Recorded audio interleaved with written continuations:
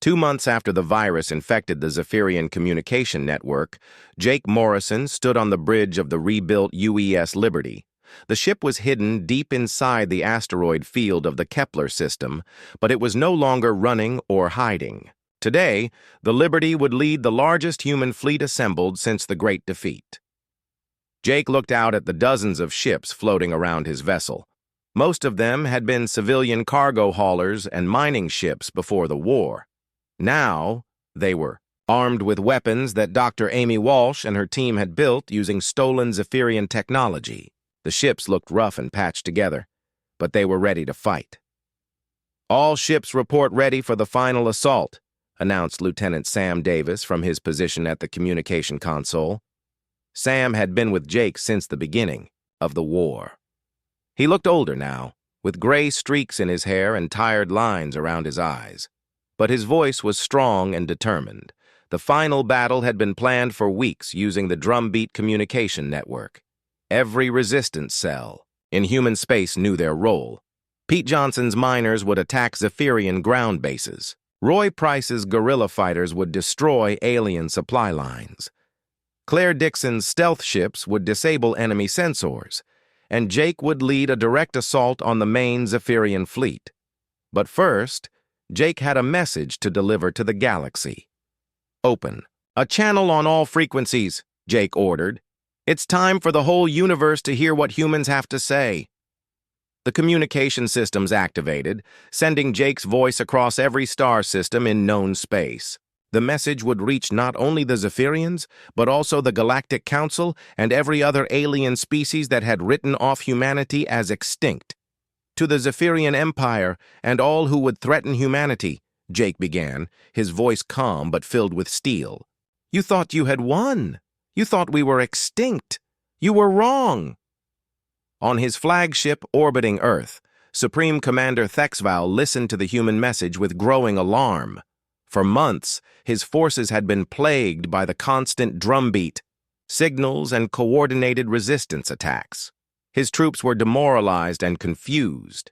Many of his ships had navigation problems because the drumbeat virus interfered with their control systems. "For 300,000 years, our ancestors beat these drums before battle," Jake continued. "They beat them to call warriors. They beat them to strike fear into the hearts of enemies. They beat them to say one simple thing: we are coming." As Jake spoke, the drumbeat signal that had been broadcasting for months suddenly changed. Frank Miller, still playing in his underground chamber on New Texas, began the most complex rhythm he had ever performed. It was the sound of an army marching, of hearts beating in unison, of a species that refused to surrender. But this time, the drums carried more than just sound. Amy Walsh had programmed a special frequency into the signal, a frequency that would do something unprecedented to Zephyrian technology. On Thexval's flagship, the navigation computers began to malfunction. The ship's controls started responding to the rhythm of the human drums instead of the pilot's commands. The steering system turned left and right in time with the drum beat. The weapon systems fired randomly. The shields flickered on and off, following the musical pattern. "What is happening to our ships?" Thexval demanded from his panicking crew. "Sir, all of our vessels are experiencing the same problem," his chief engineer reported.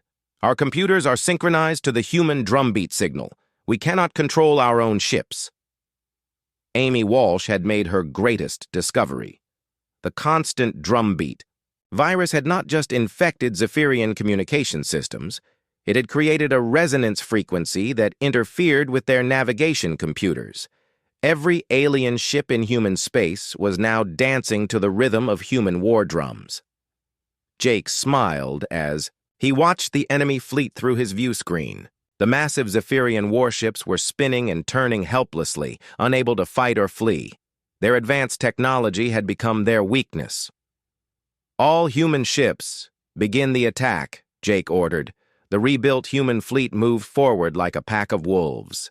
Pete Johnson's converted mining ships used their industrial cutting lasers to slice through Zephyrian armor. Claire Dixon's stealth vessels appeared from nowhere to fire missiles at disabled enemy ships. Roy Price coordinated ground attacks that destroyed alien bases while their defenders were trapped in malfunctioning vehicles. But the battle was not just happening in space. On New Earth, Betty Kane led 10,000 resistance fighters in a final assault on the main Zephyrian garrison. The alien troops could not coordinate their defense because their communication equipment was playing human drums instead of tactical information. "For everyone we lost," Betty shouted as she led her fighters through the streets of New Earth's capital city. "For our families, for our freedom, for our future." The human fighters moved with purpose and coordination that the aliens could not match. They had been preparing for this moment for months. Every street corner and building was familiar territory. Every resistance fighter knew exactly what to do. On New Montana, Pete Johnson's miners emerged from their tunnels in vehicles they had built from mining equipment and alien technology. The machines looked strange, with drilling arms converted into weapons and cargo haulers turned into tanks, but they were effective against the confused Zephyrian forces. "This is for 6 months of hiding underground," Pete said as his improvised war machine destroyed an alien command post. "This is for everyone who thought we were finished." The Zephyrian collapse was complete and overwhelming. Their ships could not maneuver. Their communications were useless. Their troops were isolated and outnumbered. In less than 6 hours, the species that had conquered 17 star systems was defeated by the humans they thought they had exterminated. Supreme Commander Thexval found himself trapped on his flagship as human ships surrounded him. The drumbeat signal was so loud in his command center that he could barely think. His crew was in panic, unable to operate any of their systems normally. A communication request came from the human fleet. Thexval had no choice but to accept it. Jake Morrison's face appeared on the main screen of the Zephyrian flagship. The human looked tired but determined. Behind him, Thexval could see the bridge of a ship that had been rebuilt from wreckage and scrap metal. "Supreme Commander Thexval," Jake said, "I am offering you one chance to surrender. Order your remaining forces to stand down, and we will allow you to leave human space alive." Thexval looked around his command center. His ship was helpless. His fleet was destroyed or disabled. His troops across dozens of worlds were being defeated by an enemy he had underestimated completely. "I surrender," Thexval said quietly. The word spread quickly through the Zephyrian forces. Within hours, alien commanders across human space were laying down their weapons and requesting terms of surrender. The war was over. News of the human victory reached the Galactic Council within days. The alien species that had dismissed humanity as primitive and extinct were shocked to learn that humans had not only survived, but had defeated one of the galaxy's most powerful military forces. Jake stood once again on the bridge of the UES Liberty, but now it was the flagship of the reformed human colonial navy. Through the view screen, he could see Earth in the distance. The blue and green planet was free once again. In the background, the drums continued to play. But they were no longer drumbeats of war. They were drumbeats of victory, of survival, of a species that had faced extinction and refused to accept it. Frank Miller, now 71 years old and a hero to every human in the galaxy, played the victory rhythm from his chamber on New Texas. His hands were scarred from months of constant drumming, but he smiled as he played. The sound that had once called humans to hide was now calling them to celebrate. The galaxy had learned a lesson that would echo through the stars for thousands of years. Never underestimate a species that has spent 300,000 years learning how to fight. Never assume that technology alone can defeat the human spirit. And never, ever ignore the sound of war drums. Because once those drums begin to beat, there is only one possible outcome: total human victory. The first pirate ship fired its main cannon at the human vessel. The bright red energy beam shot through space where the ship had been just seconds before. But the human ship was no longer there. It appeared to be in 3 different places at the same time, flickering like a ghost made of metal and light. "What is happening?" Kekstar roared at his weapons officer. "Where did they go?" "Sir, our sensors show the target is directly ahead of us, behind us, and above us all at the same time. This is impossible." On his screen, Kekstar watched the human ship dance between his fleet like it was playing a game. Every time his gunners fired, their shots hit empty space. The ship seemed to slip between reality and dreams, inside the human vessel. Lisa watched her impossible creation work better than she had ever hoped. The fighting alien systems were not just confusing enemy sensors, they were bending space around the ship in ways that science said could not happen. "Captain," she reported to Jake on the bridge, "the Vorthon shield generators are singing to the Zephyrian hull plating. They are creating something like a phase shift effect. Enemy shots are passing right through us like we are not really here." Jake stared at the main screen, watching pirate energy beams fly harmlessly through their ship. "Are we still solid? Can we still fire our own weapons?" "That is the beautiful part," Lisa said with excitement in her voice. "We are solid when we want to be and ghostly when we do not. The ship is learning which state to be in at exactly the right time." Ben Carter looked up from his navigation station, where his screens were showing a map of every place in the galaxy, except where they actually were. "Sir, our movement pattern is driving their targeting computers crazy. They cannot predict where. We will be, because we do not know where we will be either." Amy Walsh had been monitoring the pirate communication signals. "Captain, their fleet commander is trying to give orders, but our mixed signal broadcasts are making their computers think. The orders are coming from 6 different people who are all saying different things. On the pirate flagship, chaos was spreading through the crew. Their communication officer, a blue-skinned Hylorian named Zektar, stared at his screens in confusion. "Commander Kekstar, we are receiving battle orders from our own ship, but the orders make no sense. One signal tells us to attack coordinates that do not exist. Another signal tells us to retreat to a planet that was destroyed centuries ago. A third signal appears to be a recipe for vegetable soup." Kekstar slammed his fist on his command chair. "Ignore the confusing signals. Fire everything at that ship, wherever it is." 3 more pirate vessels opened fire, filling space with deadly energy beams. But the human ship continued its impossible dance, appearing and disappearing like a magic trick. Worse, the confusion was spreading to the pirate fleet itself. 2 pirate ships suddenly turned toward each other, their navigation systems convinced that the other ship was the human vessel. They fired their main weapons at point-blank range.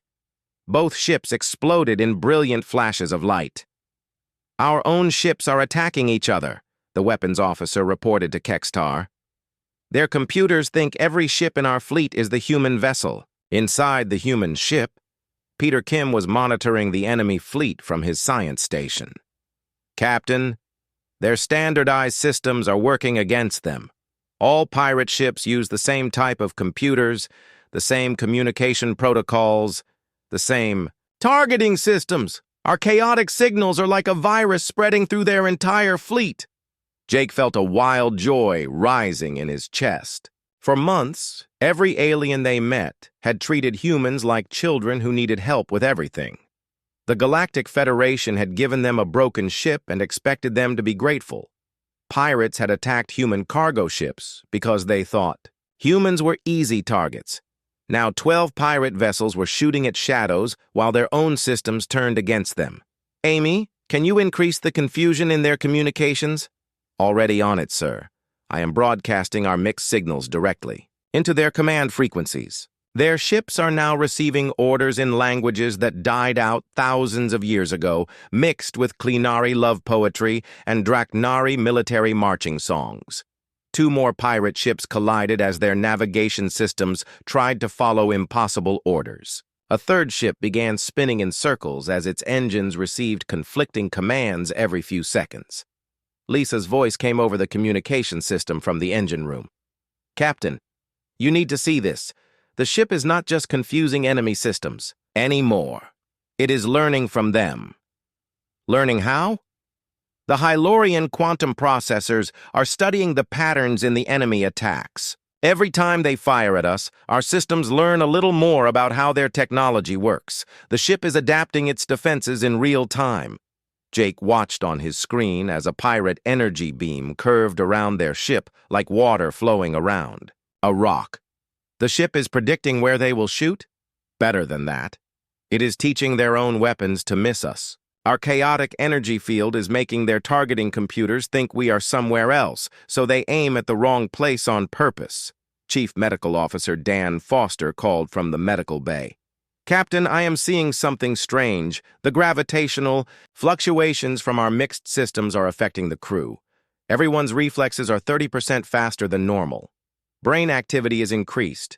Whatever this field is doing, it is making us smarter and quicker. Jake felt the truth of Dan's words in his own body. His thoughts were clearer, his reactions faster. The chaotic energy surrounding their ship was not just confusing their enemies, it was enhancing the humans inside it. Time to stop playing defense, Jake decided. Lisa, can you overload the Draknari plasma vents? Sir, that would violate every safety rule from 6 different civilizations. Perfect. Do it. The human ship suddenly blazed with electrical energy as the overloaded plasma systems sent lightning dancing across its hull. The vessel looked like a living storm as it charged directly into the center of the pirate formation. Kextar watched in horror as the impossible ship became a ball of electric death racing toward his fleet. All ships, retreat. This is not a battle. This is madness. But it was too late. The humans had turned their ship of garbage into something that defied every rule of space combat. And they were just getting started. The human ship charged into the heart of the pirate formation like a comet made of lightning and determination. The overloaded Draknari plasma vents created cascading electrical discharges that jumped from one hull section to another, turning the entire vessel into a living storm of energy. Jake felt the ship vibrating around him as power flowed through systems that were never meant to work together. The bridge lights flickered between 6 different colors as various alien technologies tried to understand what was happening. Through the main screen, he could see pirate ships scrambling to get out of their way. Lisa, how long can we maintain this overload? Jake called to the engine room. Unknown, Captain. The Draknari systems are running at 300% capacity, but the Clinari bioenergy seems to be healing the damage as fast as it happens. The Zephyrian crystal matrix is storing the excess energy and feeding it back into the system. It is like the ship is eating its own power and getting stronger. The first pirate vessel that came too close to the electrified human ship discovered what happened when alien technology met human desperation. The electrical field surrounding the human vessel reached out like hungry fingers and grabbed the pirate ship's electronics. Every computer system on the pirate vessel started displaying error messages in languages that did not exist. Their shields are down, Ben reported from his navigation station. Their weapons are offline. Their engines just shut themselves off. Jake watched the disabled pirate ship drift helplessly through space. What did we do to them? I think our electrical field is too chaotic for their computers to understand, Amy said from her communication station. Their systems are designed to handle clean, predictable energy patterns. Our ship is broadcasting pure technological chaos. Their computers are trying to process information that makes no sense, so they are giving up and shutting down. Peter. Kim looked up from his science station with amazement in his eyes. Captain, this is incredible. The pirate ship's computer systems are actually trying to reboot themselves to handle our signal, but every time they restart, they encounter the same impossible data and crash again. The human ship continued its charge through the pirate formation. Every enemy vessel that came within range of their chaotic energy field found their electronics failing in spectacular ways. One pirate ship's artificial gravity reversed itself, causing the crew to float helplessly against the ceiling. Another ship's life support system decided it was underwater and began flooding the corridors with breathable liquid. This is impossible. Kextar screamed as his flagship's weapon systems began firing randomly in all directions. Their ship should not exist. Technology does not work this way. That was exactly the problem. The Galactic Federation had spent thousands of years creating perfect standardized technology. Every species used similar computer systems, similar energy patterns, and similar ways of thinking about problems. They had created a galaxy where all technology spoke the same language, but the human ship spoke every language at once, creating a babel of confusion that no standardized system could handle. Lisa had made another discovery in the engine room. "Captain, the Hylorian quantum processors are not just adapting to enemy attacks anymore. They are learning from every system we encounter. Each time we disable a pirate ship, our computers study their technology and figure out new ways to confuse it." "The ship is getting smarter?" Jake asked. "The ship is getting meaner," Lisa replied with a grin in her voice. "It is learning what enemy systems are afraid of and feeding them exactly those fears." Jake watched another pirate vessel lose control as its navigation system became convinced that up was down and left was right. The ship began flying in corkscrews, its crew too dizzy to fight back. "Ben, bring us alongside their flagship," Jake ordered. Time to have a conversation with their leader. The human ship moved through space like a predator closing in on its prey. The electrical storm surrounding it crackled and sparked, reaching out to caress nearby pirate vessels with fingers of pure confusion. Systems failed wherever it passed. But Jake had noticed something else happening. The ancient Clinari tractor beam system, which had been designed for pulling asteroids in mining operations, was responding to the chaos around it. The beam reached out and grabbed a disabled pirate ship, lifting it effortlessly. "Lisa, can we control that tractor beam?" "I can try, Captain." The Clinari systems think in terms of gentle persuasion rather than brute force. They are designed to move things without damaging them. Jake watched the tractor beam swing the captured pirate ship around like a toy. "How gentle are we talking about?" "Gentle enough to pick up an egg without breaking it, or strong enough to throw a mountain if the mountain needs to be somewhere. Else, perfect. Use that ship as a battering ram." The human vessel grabbed the disabled pirate ship and hurled it directly into two of its companions. The three ships tangled together in a twisted mass of metal and sparking electronics. The tractor beam reached out again, grabbing another ship and using it to knock a fourth vessel off course.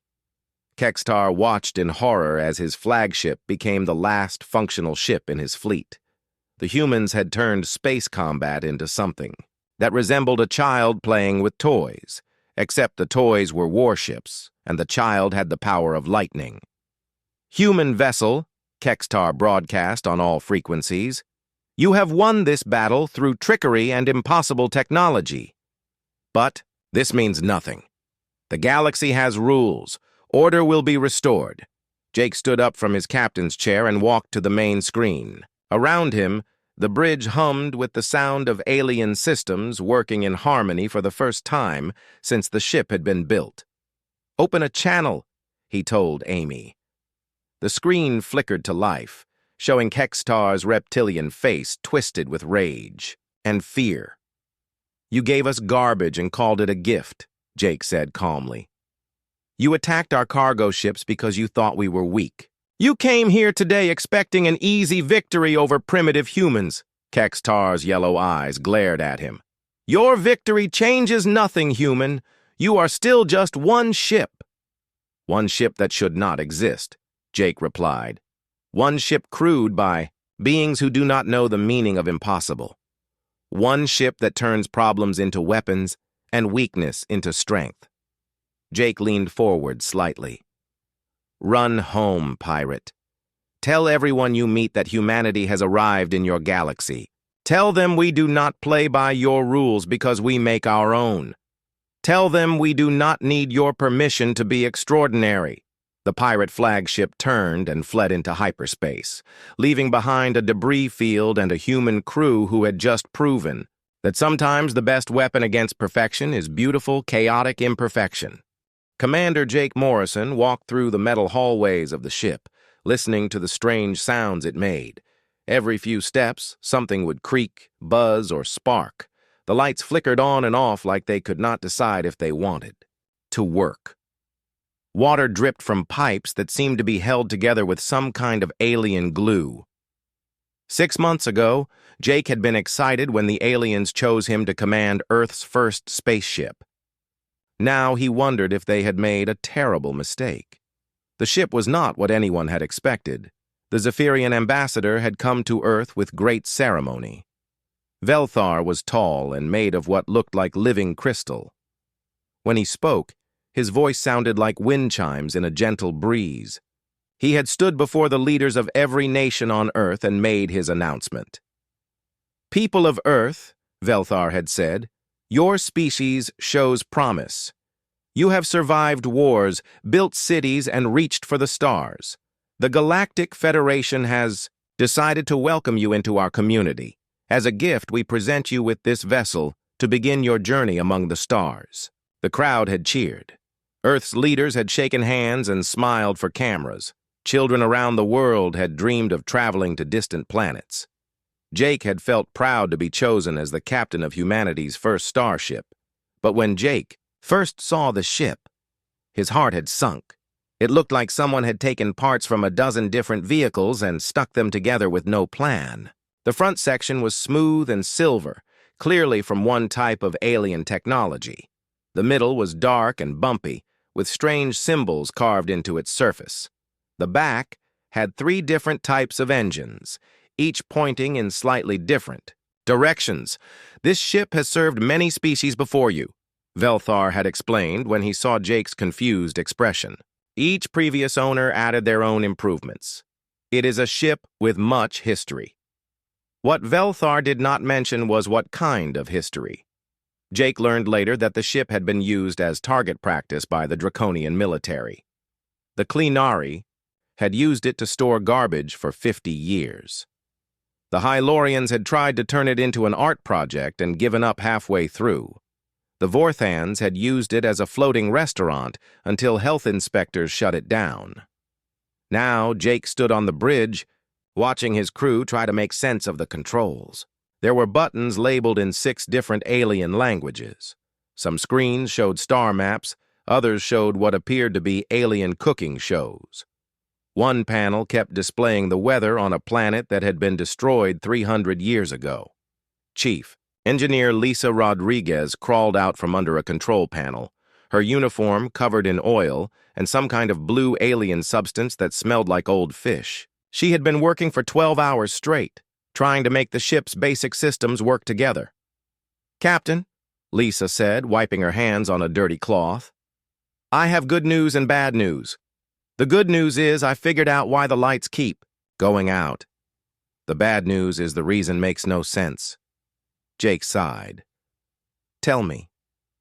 The ship's power system was built by the Dracnari. They use plasma energy. The lights were installed by the Zephyrians, who use crystal energy. The life support system is Clinari, and they use something called bioenergy. None of these systems are supposed to work together. "But they do work, sort of," Jake said. "That's the weird part," Lisa replied. "They should have blown up the first time someone turned on the power. Instead, they argue with each other constantly, but somehow they keep working. It's like having 3 people who speak different languages trying to cook dinner together. They disagree about everything, but somehow food gets made." Navigation Officer Ben Carter looked up from his station. His screen was currently showing what appeared to be a map of underwater caves on some alien world. "Captain, I'm getting strange readings on the sensors. Something big is coming our way." Jake moved to Ben's station and looked at the display. 12 red dots were moving toward their position. Each dot was much larger than their ship. "Pirates," Jake said quietly. The Crimson Void pirates had made Earth ships their favorite target over the past few months. They were led by a reptile-like alien named Kextar, who enjoyed hunting what he called primitive species. 3 Earth cargo ships had already been attacked. The crews had barely escaped with their lives. "How long until they reach us?" Jake asked. 20 minutes, maybe less," Ben replied. Jake looked around the bridge at his crew. There were 48 humans on the ship, all volunteers who had known they might never see Earth again. They had signed up anyway because someone had to take humanity's first step into the galaxy. Lisa stood up and brushed dust off her uniform. Captain, our weapon systems are a joke. We have one laser cannon from the Zephyrians that can barely cut through metal. The Draknari gave us plasma torpedoes, but they're 50 years out of date. And the Cleanari defensive shields only work against weapons that don't exist anymore. What about running away? Asked Amy Walsh, the communications officer. The engines are having the same argument as everything else on this ship, Lisa said. The Zephyrian drive wants to go in one direction, the Draknari engines want to go in another direction, and the Hylorian stabilizers are trying to keep us from going anywhere at all. We can fly, but not very fast and not in a straight line. Jake thought about his crew, about Earth, about how humanity's first contact with galactic civilization might end with their ship becoming space debris. The aliens had given them this ship expecting them to struggle with it for years before they could do anything useful. Maybe they had given humans a broken ship on purpose to keep them busy and out of the way. But Jake knew something about humans that the aliens did not understand. When humans were given something that did not work, they did not give up. They took it apart, put it back together differently, and made it work better than it was ever supposed to. Lisa, Jake said, you said all our systems are fighting with each other? Constantly. It's like they're having an argument that never ends. What if we stop trying to make them agree? What if we let them fight, but use that fight as a weapon? Lisa's eyes lit up with understanding. She had been trying to make the alien systems work together peacefully, but maybe the solution was to make them fight in a useful way. Captain, she said with a growing smile, give me 30 minutes and a lot of coffee. I think I know how to turn our biggest problem into our best weapon. The pirate ships moved closer, confident they were about to destroy another helpless human vessel. They had no idea they were about to face something the galaxy had never seen before. Human creativity born from desperation and the power of making broken things work in impossible ways. The 12 pirate ships moved through space like hungry sharks. Their hulls were painted black with red markings that looked like flames. Each ship carried enough weapons to destroy a small moon. The pirates inside were confident this would be an easy fight. Kextar stood on the bridge of his flagship, looking at the human vessel through his ship's main screen. He was a large reptile with green scales and yellow eyes that glowed in the dark. His species, the Saurians, had been raiders. For thousands of years, they believed that strong species deserved to take whatever they wanted from weak ones. Look at that pathetic ship, Kextar said to his crew, pointing one clawed finger at the screen. It looks like someone threw scrap metal into space and called it a vessel. These humans are even more helpless than the last ones we captured. His crew laughed and made jokes about how quickly they would finish this fight. They had fought hundreds of battles against dozens of species. They had never lost a single ship to an enemy. Today would be no different. On the human ship, Jake gathered his senior officers in the small room they used for meetings. The table was made from 3 different types of alien metal welded together. The chairs did not match, and 2 of them were too small for humans. The lights kept changing color because the Hylorian mood sensors thought the room was underwater. All right, people, Jake said. We have 12 ships coming at us, each one bigger and stronger than ours. Our weapons are old, our shields are broken, and our engines want to fly in different directions. Anyone have any ideas? Lisa Rodriguez pulled up a picture of their ship on the wall screen. The image kept flickering between showing their ship and what looked like a recipe for alien soup. Captain, I've been thinking about our problems. Every system on this ship was made by different aliens who never talked to each other. They all use different languages, different energy types, and different ways of thinking. That sounds like more problems, not solutions, said Ben Carter. But what if we made it into a solution? Lisa continued. Right now, our systems are fighting because they cannot understand each other. The Zephyrian computers think in light patterns. The Draknari systems think in heat and electricity. The Klinari technology thinks in living energy. They are like three people trying to have a conversation when each person speaks a different language. Amy Walsh, who had been listening to alien radio signals, suddenly looked up from her station. Wait, I think I understand. When I try to send messages using our mixed communication systems, other ships receive garbage. Their computers cannot figure out what we are saying because we are speaking in 6 languages at once. Exactly, Lisa said, getting excited. What if we used that confusion as a weapon? What if we made our ship so confusing that enemy sensors cannot figure out where we are or what we are doing? Chief Science Officer Peter Kim nodded slowly. The Hylorian quantum computers could create interference patterns with the Zephyrian energy systems. That might scramble their targeting computers. And if we reroute power through the Klinari gravity systems while the Draknari plasma vents are firing, Lisa added, we could create a space distortion field, nothing too fancy, but enough to make their sensors think we are in multiple places at the same time. Jake felt hope growing in his chest. His crew was not talking about fixing their ship's problems. They were talking about using those problems as weapons. How long would you need to set this up? Give me 25 minutes, Lisa said, and someone needs to keep bringing me coffee. You have it, Jake replied. Everyone else, get to your stations. We are about to try something that no one in the galaxy has ever done before. The crew scattered to their positions. Lisa ran to the engine room with Peter right behind her. Amy began working on the communication systems. Ben tried to make sense of the navigation controls, which were currently showing him a map of alien shopping centers. In the engine room, Lisa stared at the maze of pipes, wires, and energy conduits that made up their ship's power system. Everything was connected to everything else in ways that made no sense.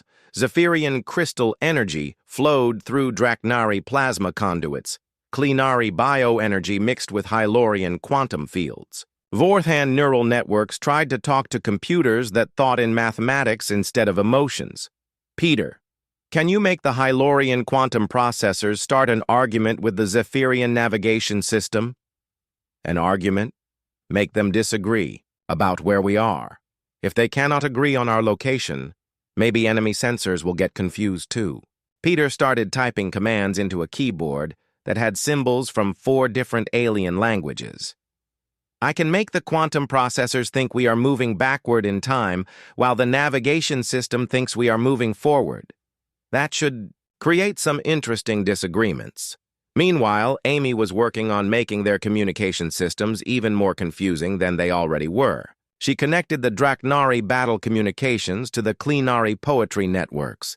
She mixed Zephyrian technical data with Hylorian emotion broadcasts. The result was a signal that sounded like angry robots trying to sing love songs. Lisa, I can broadcast our mixed signals on all the pirate ship frequencies at once. Their computers will not know what to do with the information. Perfect. Ben, how are those engines coming? Ben was staring at 3 different engine control panels, each one built by a different species. I can make the Zephyrian drive think we want to go to coordinates that do not exist. The Draknari engines will try to compensate by going in the opposite direction. And the Hylorian stabilizers will try to keep us from going anywhere at all. That sounds like it would tear the ship apart, Peter said. Or make us move in ways that physics says are impossible, Lisa replied. Which is exactly what we want. Jake's voice came over the communication system. 5 minutes until the pirates reach weapons range. How are we doing down there? Lisa looked around the engine room. Sparks were flying from every junction box. The lights were flashing in colors that hurt to look at. Strange humming sounds came from the walls. Energy flowed in directions that made no sense. It was beautiful chaos. We are ready, Captain. This is either going to be the most amazing thing ever, or we are all going to die in a very interesting way. Those are the best odds we have had all day. Jake replied. "Let's show these pirates what humans can do with a ship that should not exist." The pirate ships moved closer, their weapons charging up for the attack. They expected to destroy the human ship with their first shots. Instead, they were about to discover that humans had turned their ship's greatest weakness into something the galaxy had never seen before. 20 years had passed since the battle at New Terra. The galaxy was a different place now.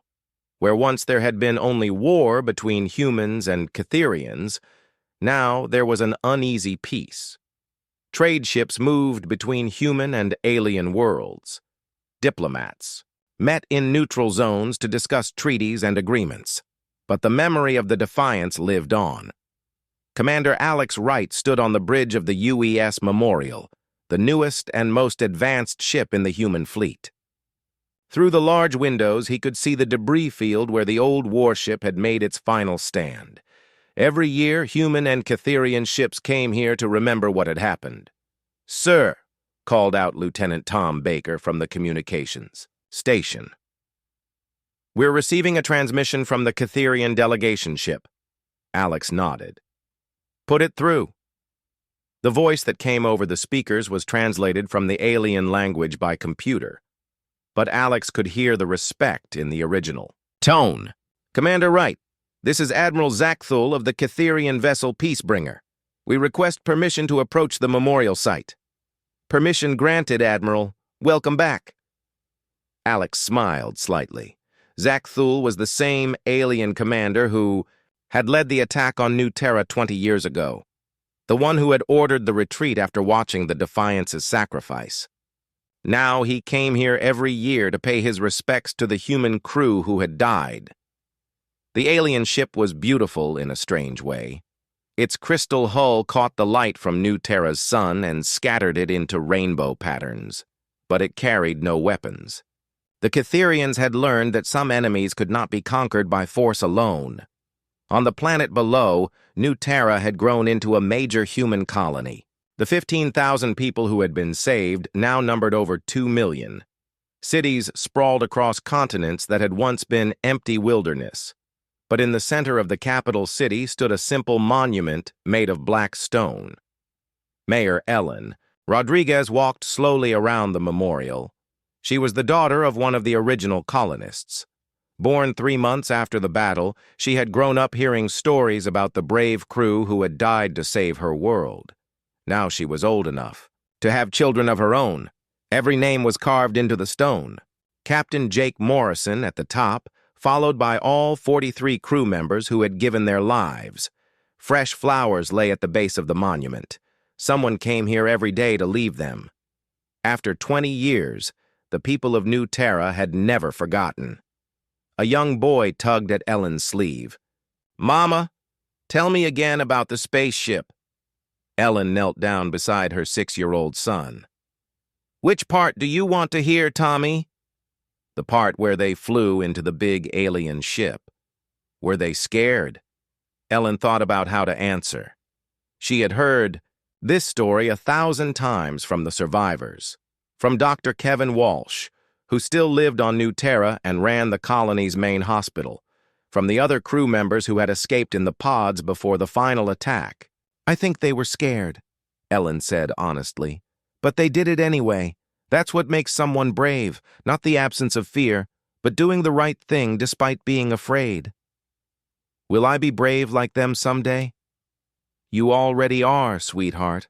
Every day you choose to be kind to others, you're being brave like them." In Earth's capital city, President Sarah Johnson sat in her office reviewing reports from across human space.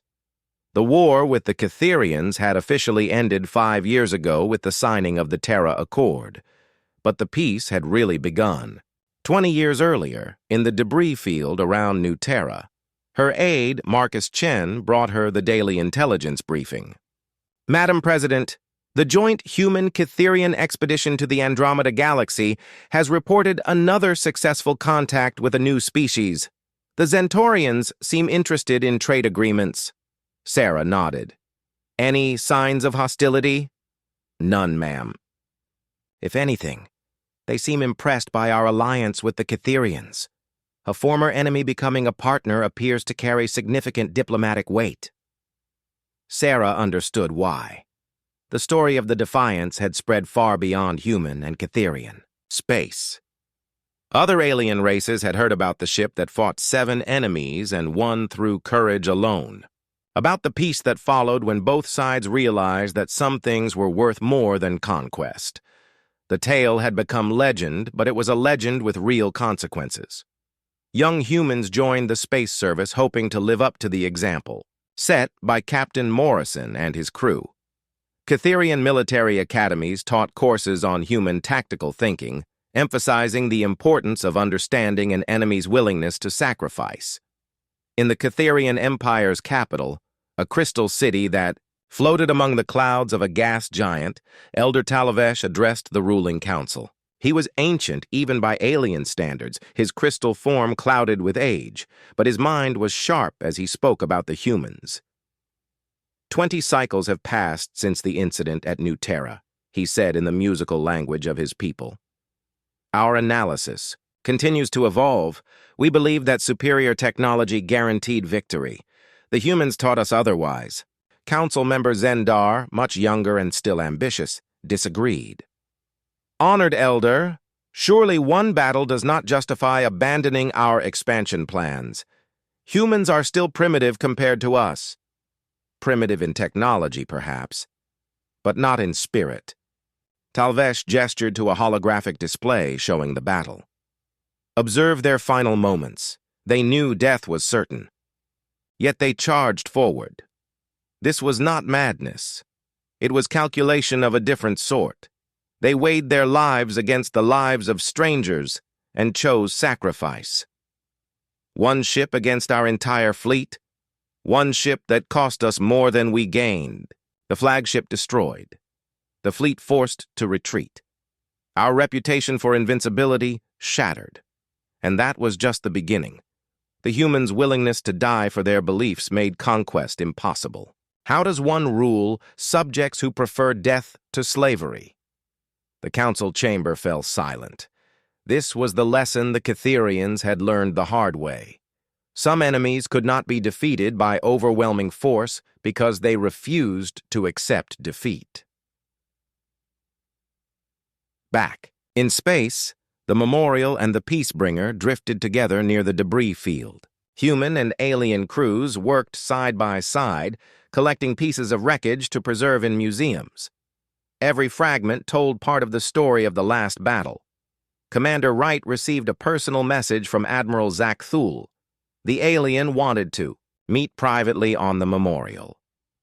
Alex agreed, curious about what the old warrior wanted to discuss. They met in the ship's observation lounge, a quiet room with large windows overlooking the debris field. Zach Thule looked older than Alex remembered. The alien's crystal features had dimmed with age, but his presence still commanded respect. Commander Wright, Zach Thule said through his translator device. I have a request that may seem strange. Go ahead, Admiral. I wish to leave something here, at the site where your Captain Morrison died. The alien reached into his robes and pulled out a small crystal tablet. This is a record of the battle from our perspective. I have written down what I felt that day, what I learned. Alex took the tablet. It was warm to the touch and seemed to glow with inner light. What does it say? That courage is not limited to one species. That honor transcends the boundaries between enemies. That sometimes the greatest victory is in knowing when to stop fighting. Alex nodded slowly. Where would you like to place it? Near the center of the debris field, where your ship struck ours, where 2 enemies became something more. Together they took a small shuttle to the exact coordinates where the Defiance had died. The wreckage was still there, twisted metal, and crystal forming a monument more beautiful than anything built by conscious design. Alex and Zach Thule released the crystal tablet into space, where it would drift forever among the remains of 2 ships that had changed the galaxy. As they returned to their vessels, both commanders knew they were witnessing the end of an era. The generation that had fought the war was aging. Soon, the story of the Defiance would pass into pure history, told by people who had not lived through those desperate times. But the legacy would endure, in the peace between their peoples, in the children who grew up believing that enemies could become friends, in the memory of 43 people who chose to die so that others might live. The warship was gone. The crew was dead. But their spirit lived on in every act of courage, every moment of sacrifice, every choice to do what was right rather than what was easy.